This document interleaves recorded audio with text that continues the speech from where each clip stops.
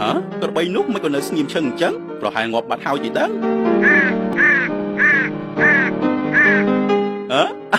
សំណាងមកដល់ហើយបើធំម្លឹងស៊ីមិននឹងអស់ទៅ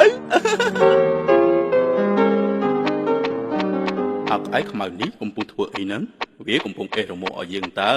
ស្រួលខ្លួនដល់ហើយ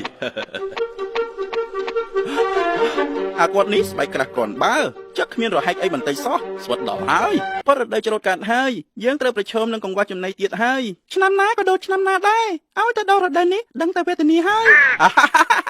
នឹងហើយមកពីពួកឯងអត់បានការលបងក្អែកមិននិយាយដូច្នេះពេលផលរដូវច្រូតកាត់សត្វណាមិនប្រឈមនឹងកង្វះចំណីនោះស្រូវក៏អត់ពោតក៏គ្មានឃ្លានចិត្តដាច់ពោតទៅហើយពួកឯងឃើញទេយើងនៅតែមានចំណីគ្រប់គ្រាន់ដោយសារតែភាពវាងវៃរបស់យើងមិនទន់ខ្សោយដូចជាពួកឯងទេយើងស៊ីឆ្អែតហើយគិតទៅរកកន្លែងដេកសិនធ្វើមិនបានដូចលបងក្អែកទៅណោះខ្ញុំមិនគិតដូច្នេះទេគេគ្រាន់តែនិយាយបំភ្លើសអ្នករាល់គ្នានរណាក៏ដឹងថាគេនឹងខ្ជិលដែរគេគ្រាន់តែព្យាយាមរកនិងសេសត្វងាប់ជាអាហារប៉ុណ្ណោះគេមិនអាចរកចំណីបានឆ្ងាញ់ទេហើយថ្ងៃនេះប្រហែលជាគេមានសំណាងរកបានកណ្ដុរងាប់មួយប៉ុណ្ណោះគេព្យាយាមរិះគន់អ្នកដទៃអញក៏និយាយត្រូវដែរតោះយើងហើរទៅភ្នំផ្សេងទៀតដើម្បីរកចំណីតោះយើងទៅ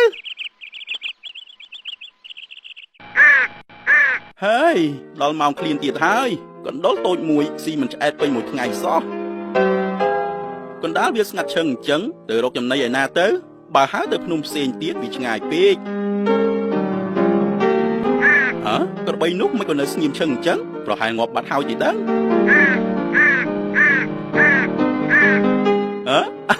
សំណាងមកដល់ហើយបើធំម្លឹងស៊ីមិននឹងអស់ទៅអកឯខ្មៅនេះកំពុងធ្វើអីហ្នឹងវាកំពុងអេះរមាស់ឲ្យយើងតើស្រួលខ្លួនដល់ហើយអាគាត់នេះស្បែកក្រាស់គ្រាន់បើចឹកគ្មានរហែកអីបន្តិចសោះស្វិតដល់ហើយ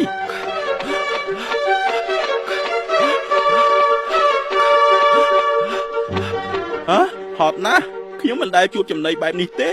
តើខ្ញុំគួរឈប់ឬក៏ត្រូវបន្តទៀតសំណាងហើយដែលខ្ញុំហើរតាមឯងទៅភ្នំផ្សេងទៀតយើងចាប់បានដង្កូវជាច្រើនសម្រាប់ថ្ងៃនេះនឹងហើយយើងត្រូវប្រឹងហើរទៅរកចំណីនៅកន្លែងឆ្ងាយបន្ថែមទៀតនោះយើងនឹងលែងខ្វះចំណីហើយអាកូនចាប់ទាំងពីរនេះមានចំពោះស្រួចណាស់ជាធម្មតាពួកគេតែងតែទៅរកចំណីយ៉ាងលំបាកខ្ញុំត្រូវប្រើប្រាស់ពួកគេសិនបើពួកគេអាចហាយស្បែកនេះដាច់ខ្ញុំនឹងឲ្យសាច់បន្តិចបន្តួចទៅពួកគេអ្វីដែលនៅសល់នឹងក្លាយជារបស់ខ្ញុំហេអាល្អិតទាំងពីរឯងហត់ទេដែលទៅរកចំណីដល់កន្លែងឆ្ងាយឯងនឹងទៀតយើងបានហើរទៅភ្នំផ្សេងទៀតដើម្បីរកចំណីពិតណាស់យើងអស់កម្លាំងណាស់អាណិតពួកឯងដល់ហើយដែលត្រូវហើរទៅឆ្ងាយដើម្បីចាប់ដង្កូវតូចធ្វើជាចំណីយើងមិនសរសើរពួកឯងទេ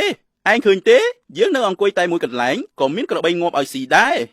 អកឯងនេះវាកំពុងនិយាយពីស្អីហ្នឹងអាយ៉ាក្របីធំម្លេះធំដល់ហើយយើងគិតថាស៊ីវាទាំងអស់តែម្នាក់ឯងតែយើងអាណិតអាសូរដល់ពួកឯងដែលខំរកចំណីយ៉ាងលំបាកយើងនឹងចែកបន្តិចបន្តួចទៅពួកឯងចង់ស៊ីប៉ុន្មានស៊ីទៅអោព្រះជាម្ចាស់សំដីថ្លោកអីយ៉ាងនេះគេចង់ស៊ីខ្ញុំចាំមើលគេធ្វើអីទៀតតើលបងនិយាយពិតទេពិតហើយចុះមកស៊ីមកក្របីនេះស្បែកក្រាស់ដល់ហើយចិត្តហែកមិនបានតតែសោះខ្ញុំក៏អញ្ចឹងដែរអោព្រះអើយយើងថាហើយថាមែនពួកឯងគ្មានប្រយោជន៍ទេយើងបានចែកអាហារយើងឲ្យទៅពួកឯងហើយតែគ្រាន់តែរកវិធីស៊ីវាក៏មិនកើតទៀតខំឡើងខំឲ្យអស់ពីលទ្ធភាពទៅលបងក្អែកខ្ញុំឈប់ហើយខ្ញុំព្យាយាមអស់ពីសមត្ថភាពរបស់ខ្ញុំហើយតែគ្មានឃើញបានលទ្ធផលអីសោះខ្ញុំក៏ឈប់ដែរយើងលែងត្រូវការចំណីនេះទៀតហើយ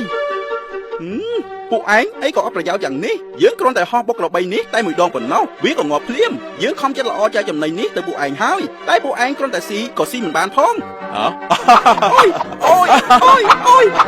ជួយផងក្រែងបងនិយាយថាគ្រាន់តែហោះបុកក្របីតែមួយដងក្របីក៏ងាប់ខ្ញុំស្លាប់បាត់ទៅហើយតែខ្ញុំមិនអាចទ្រាំស្ដាប់ពាក្យកុហករបស់ក្អែកបានទៀតទេដូច្នេះខ្ញុំត្រូវតែដឹងខ្លួនឡើងព្រោះវាគួរឲ្យចង់សើចភាពខ្ជិលច្រអូសនិងការនិយាយភូតភរកុហកវានឹងត្រូវទទួលផលអាម៉ាស់នៅទីបំផុតចូលកុំព្យាយាមនិយាយអ្វីដែលមិនមែនជាការពិត